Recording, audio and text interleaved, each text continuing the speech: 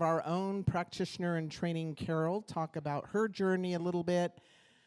And then I'm going to close with expressing to you what practitioners do and how they can support you, because I think that's really important. That's a big part of the reason practitioners are practitioners, and how you can get support from a practitioner. And if you want to become a practitioner, get this. I am doing a practitioner concierge program. So I have a little list here. If you want to get on, I will help you plan your path to becoming a practitioner just for you. We'll sit down, we'll look at the classes, we'll talk about the dates, and we'll work it all out. Sound good? Yeah. Awesome. So let's have Rev K come on up. All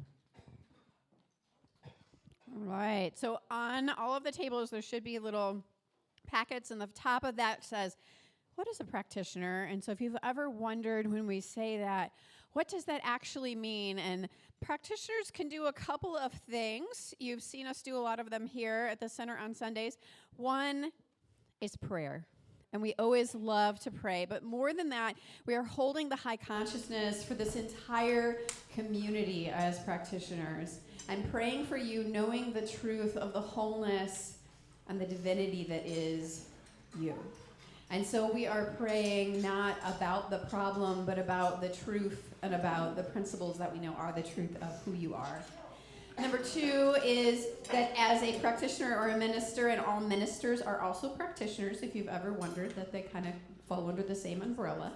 But number two is that we can teach certified CSL classes. And so there are classes that home office puts on, and I know Mitch is going to talk more about that, that as a licensed practitioner that you can do that. So that's the third thing, is that practitioners are actually professionally trained and can do one-on-one mentoring sessions. And so you can do a full session with a practitioner to really deepen into and start to unravel all of those errors in your thinking and see if they can't bubble things up in your subconscious that are blocking you from having that life that you want to live. And so you'll see here in this paragraph that at our center, practitioners serve as the spiritual heart of our community, that we are each holding you in our hearts and in our prayers every day, and that we hold space for healing, clarity, and transformation, always affirming the wholeness, the love, and the wisdom within each one of you. And so if you're feeling called in to seeing these teachings or embodying these teachings in a deeper way, this is one way that you can do that. And so I want to invite Carol up to talk about her journey in deepening into these teachings.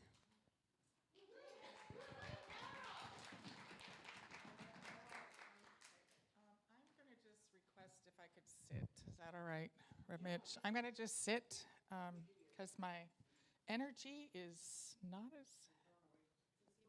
thank you. Okay. That's called advocating for yourself. All right. I don't know. Do I need the microphone? Yeah. Okay. Am I? Okay. Hi, Rev Julia. Okay. Bear with me as I share my journey with you. Rev Mitch asked me about doing this week, and so I put a lot of thought into what to share in this pretty transformational and deep dive into what is important to me. I promised myself I wasn't going to cry. All right. Just need some tissue later.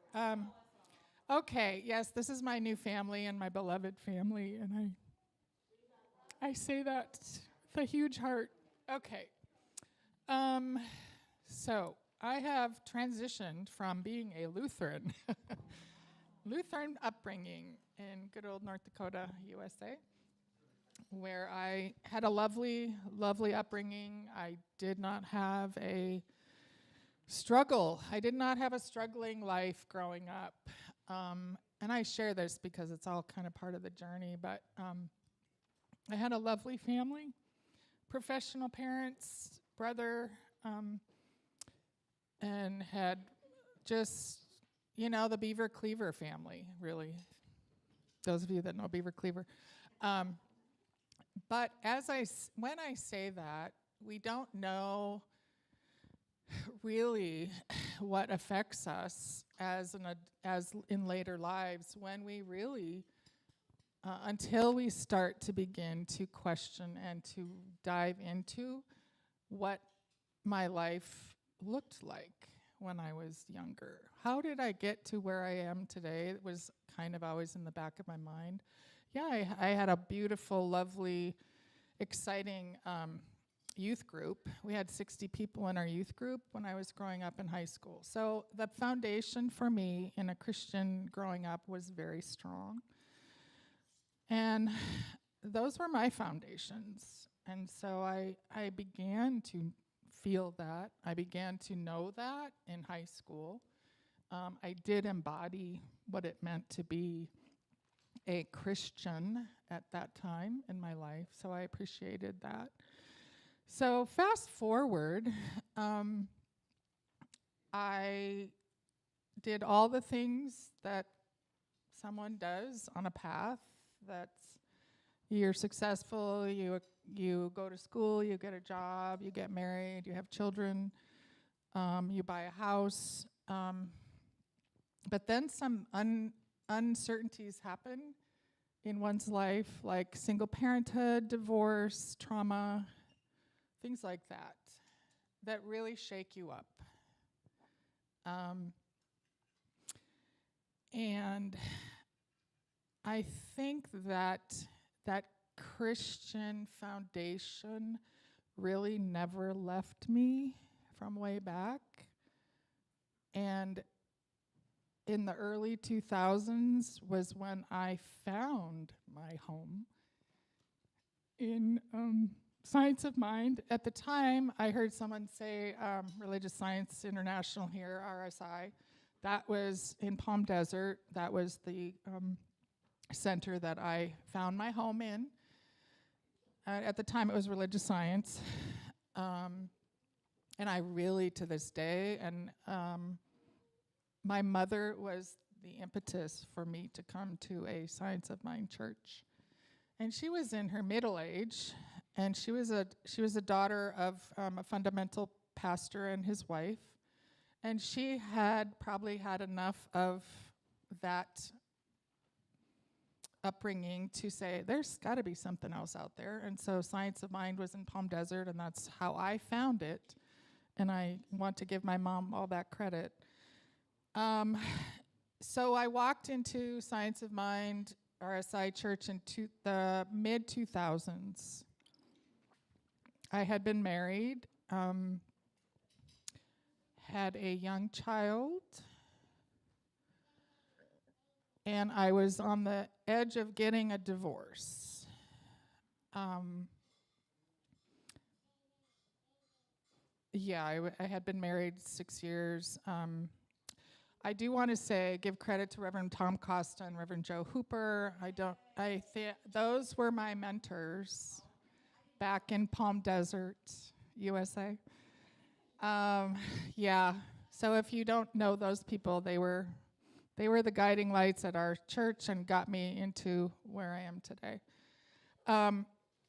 So that was, and I've heard others say, I kind of came to Sierra, CSL, and I knew it was my home.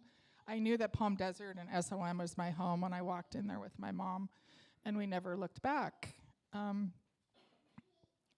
I say that because my life was stress-filled at the time, divorcing, single parenting, full-time job, and I had been given a diagnosis at the time that has become a companion of mine that I have learned how to reframe and to relive with. So things like that happened at that time, and I needed to live with that somehow. Very stressful. So I jumped into classes, and I can't tell you enough how much classes will change our life in this place. Foundation class, change your thinking, change your life.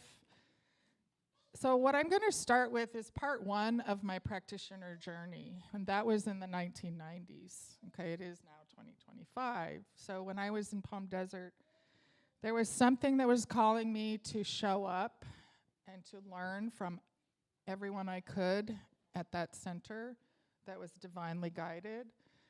I took every class I could, squeezing it in from my 12-hour day. Okay, Grandpa, Grandma, can you babysit so I can take a class? I guess you call that spiritual nudging. And so that was the start of my life. Divine life relived. So that I took 2 years of RSI practitioner training classes. So that was my part one of really understanding what it was about and how it can change my life. So 100 classes, which was different than nowadays, 200 classes, then I was ready to go into practitioner 3, and I had to become a parent again, so I needed to do life. But I will say, through all my trauma and my stress, it was like the thing that kept me going. My faith became so much deeper because I understood where I came from. And that it was not about guilt or lack of or shame or I'm not good enough. I unpeeled those things for 2 full years to help me live my life, what my life was about in that moment. And I had to really think about this, what I was going to talk to you about today, because it really has impacted me more than I realized. So I was doing the thing, I was doing the classes, I was you dive deep. And I've been told, in practitioner class, you're going to dive deep and deep and deep. And that's not this week. So I've already understand what the healing part can do to one as you start on a class. So it's addicting. For me, it was addicting, spiritually addicting and healing. And I guess those are the 3 words that I'll use. So it's being vulnerable with yourself to unravel what you're fearful of your own self. And who are you afraid of except yourself, right? Of what's there. Nobody knows about it except yourself. And it's very freeing. It's so freeing. So I'm sorry, I'm kind of sidebarring, but so 2 years of those courses, years and years ago. And then I had to do life. Things had come up. I had to work through a very, very difficult divorce with a 3-year-old, sell a house, take care of things. And so I think, and I recall, I probably did a lot of spiritual bypassing because I was doing things to survive, get through this. But in my spirit, my heart, it kept nudging me. It's okay. So I knew that something was going on there.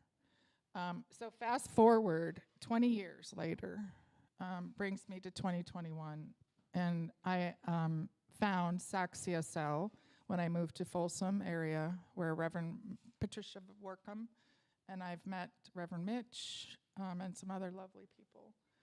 So somehow Spirit has been nudging me for 20 years. I'd say, this is really important to you. Your gifts are still wanting to be shown, and I had to retire being from health reasons in 2019. So you don't know what Spirit is doing through you until it shows you, as we've heard many times. So it was in 2021 that I verbally said to Reverend Patricia and Reverend Sharon, okay, I guess I'm doing practitioner training, and I'm taking the classes over again. So it's been round 2, which is absolutely amazing, because you get this embodiment that you didn't understand the first round.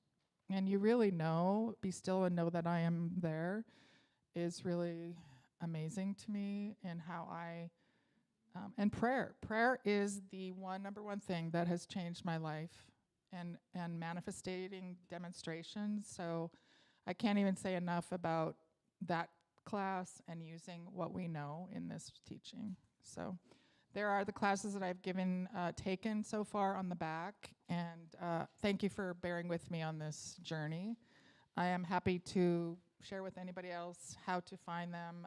All I did was dive deep. I had to find classes on the home site, talk to Patricia, our ministers, and find out where I could go for my next class. So hopefully this was helpful, and I think that's it, my story.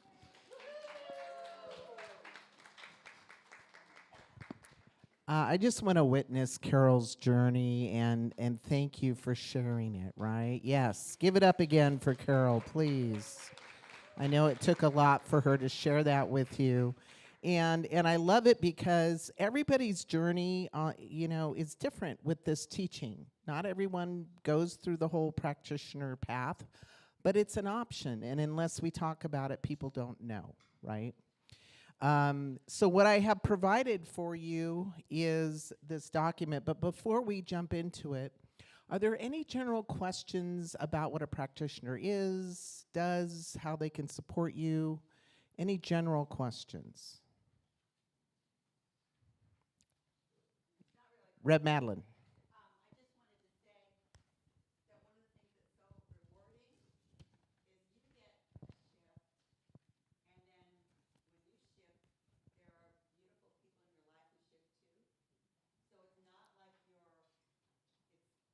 You're not an island.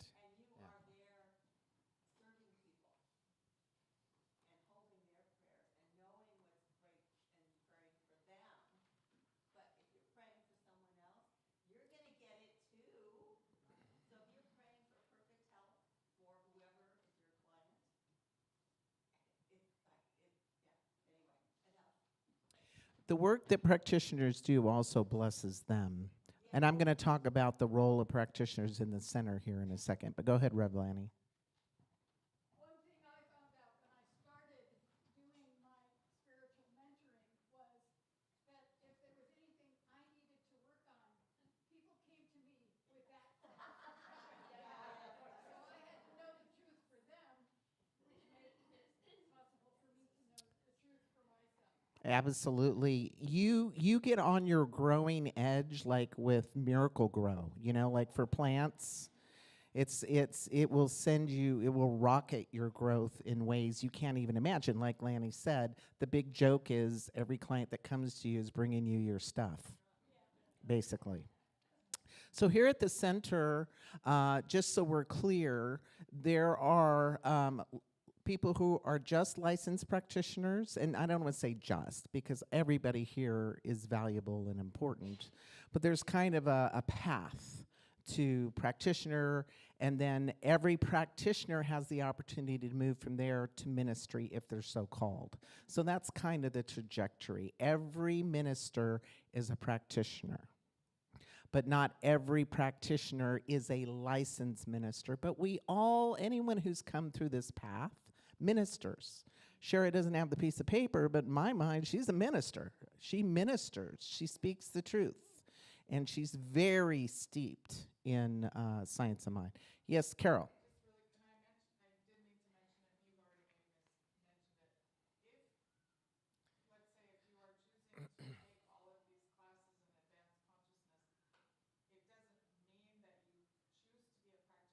No, you don't have to. Yeah.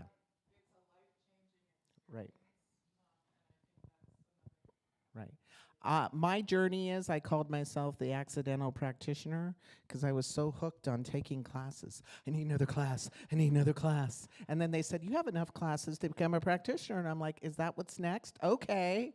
Like, I just took it. And here's the thing. You don't have to become a practitioner. Nobody has to become a practitioner, right? If you can at least get through year one a practitioner, it will change your life. I mean, I wouldn't be here. I wouldn't have the beautiful quality of life and friends I have without year one of practitioner studies. And what you do is you spend pretty much a whole year dissecting how your life got to be the way it is. You look at every aspect of life.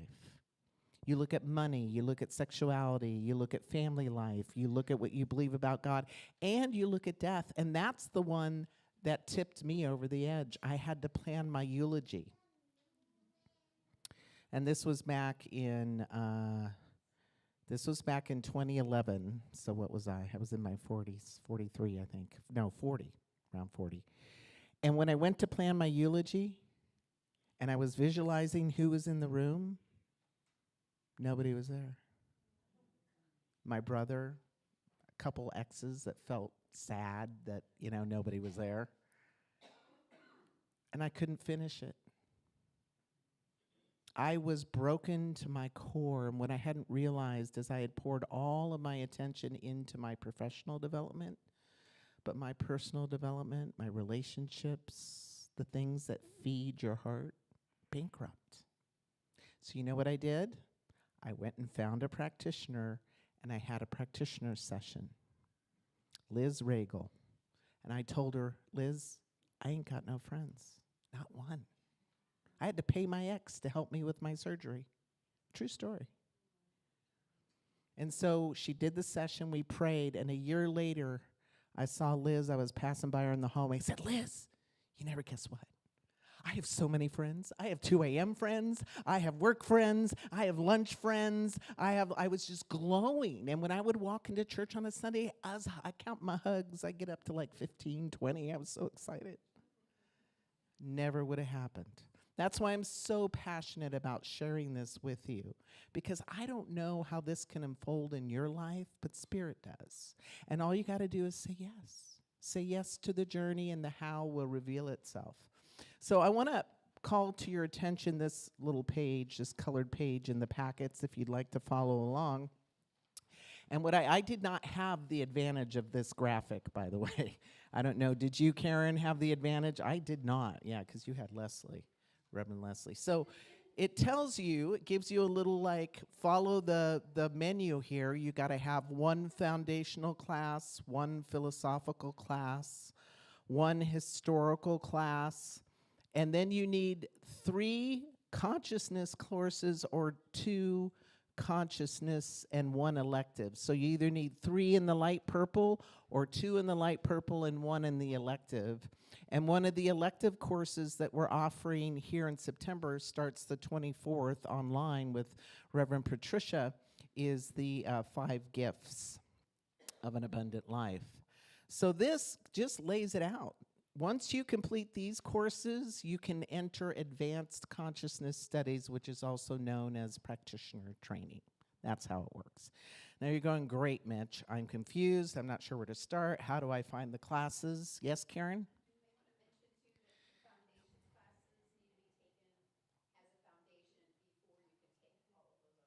Well, you can take electives, though. So you could either take electives, and thank you for adding that. You can't just jump into a philosophy class if you haven't taken foundations, and you wouldn't want to.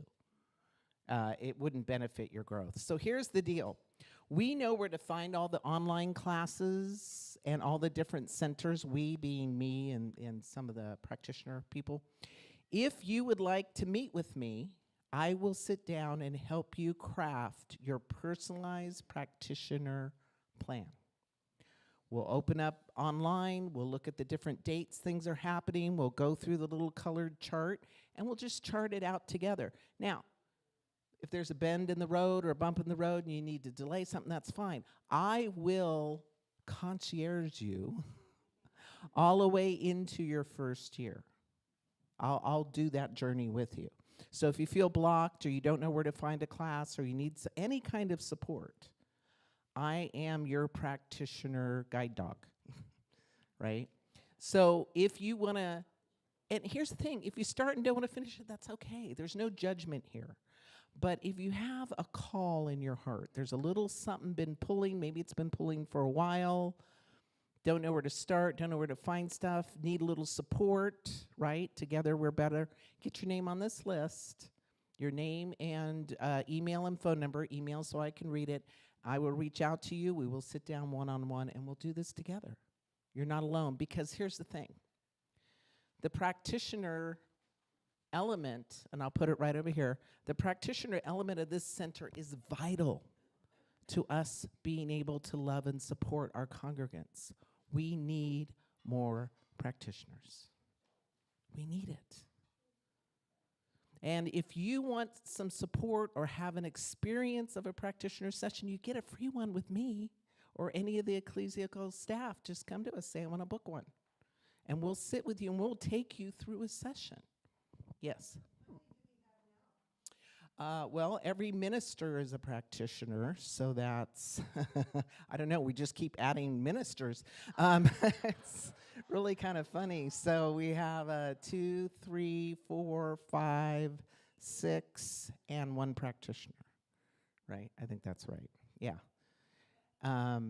It's unusual that a center this size has so many ministers. We're very blessed. Yes? Woohoo! Starting year 1. Year 1.